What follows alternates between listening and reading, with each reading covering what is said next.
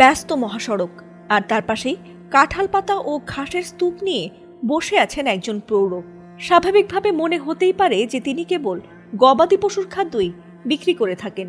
এমনকি বেশ সাধাসিধে জীবনও যাপন করেন তিনি। কিন্তু এটি তার আসল পরিচয় নয়। তার আসল পরিচয় জানতেই যেন শ্রদ্ধায় মাথা নত হয়ে আসে, কারণ তিনি মানুষ গড়ার কারিগর। কিন্তু মহান পেশায় থাকা সত্ত্বেও কেন এভাবে ঘাস বিক্রি করে চলেছেন তিনি? গত 23 বছর ধরে নিয়ম করে শিক্ষার্থীদের ক্লাস নিয়ে চলেছেন এই শিক্ষক। তিনি দিনাজপুরের বিরামপুর উপজেলার দুর্গাপুর উচ্চ বিদ্যালয়ের কৃষি বিষয়ের সহকারী শিক্ষক আব্দুল হামিদ। দায়িত্ববোধ আর শিক্ষার্থীদের প্রতি ভালোবাসা থেকে প্রতিদিন তিনি আসেন স্কুলে আর যত্ন করে করেন মানুষ গড়ার কাজ। তবে সবচেয়ে মর্মান্তিক বিষয় হলো 2 যুগ ধরে স্কুলটির নিয়মিত একজন শিক্ষক হলেও স্কুল থেকে পান না একটি টাকাও।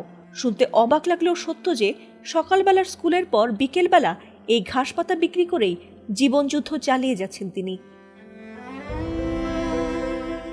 প্রায় 2 যুগ ধরে দিনাজপুর গোবিন্দগঞ্জ আঞ্চলিক মহাসড়কের পাশে কলাবাগান এলাকায় গবাদি পশুর জন্য ঘাস পাতা বিক্রি করে চলেছেন এই শিক্ষক। আব্দুল হামিদ জানিয়েছেন, দিন শেষে এ থেকে যা আয় হয় তা দিয়েই কোনো মতে চলে তার সংসার, কারণ স্কুল থেকে দীর্ঘদিন ধরে কোনো বেতন পান না তিনি। এছাড়াও দুর্গাপুর উচ্চ বিদ্যালয়ের প্রতিষ্ঠা লগ্ন থেকে ওই বিদ্যালয়ে চাকরি করছেন আব্দুল হামিদ।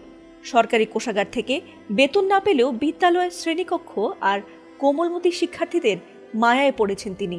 তাই তো এখনও বিদ্যালয়ে নিয়মিত পাঠদান করেন বলে জানিয়েছেন তিনি।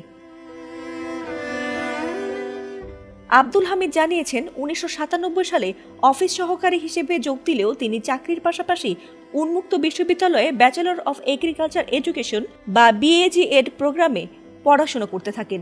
এরপর 2002 সালের 1 জুন কৃষি বিষয়ের সহকারী শিক্ষক হিসেবে যোগ দিয়েছিলেন তিনি। এমনকি কোর্সটিও সম্পন্ন করেছেন। তবে যোগদানের পরও সংশ্লিষ্ট দপ্তরে 9 বার MPOর জন্য আবেদন করার পরও মেলেনি সাড়া। এমনকি বিদ্যালয়টিতে শিক্ষকদের 30% নারী কোটা পূরণ না হওয়ায় সেটি বাতিল করা হয়েছিল বলেও দাবি করেছেন তিনি। তবে এ নিয়ে উপজেলা মাধ্যমিক শিক্ষা বিভাগ জানিয়েছে, আব্দুল হামিদের MPO ভুক্তির আবেদনটি অনলাইনে পাঠানো হয়েছে। প্রয়োজনীয় নথিপত্র সঠিক থাকলে আবেদনটি অনুমোদনের সম্ভাবনাও রয়েছে। তবে আক্ষেপের বিষয় হলো, দীর্ঘ অপেক্ষার পর এখন অবসরে যেতে আর মাত্র 2 বছর বাকি তার। চাকুরি জীবনের শেষ প্রান্তে দাঁড়িয়ে অন্তত একজন শিক্ষক তার প্রাপ্য সম্মানটুকু পান, এমনটাই প্রত্যাশা এখন সকলেরই। ফাতিমা সুলতানা, ATN বাংলা।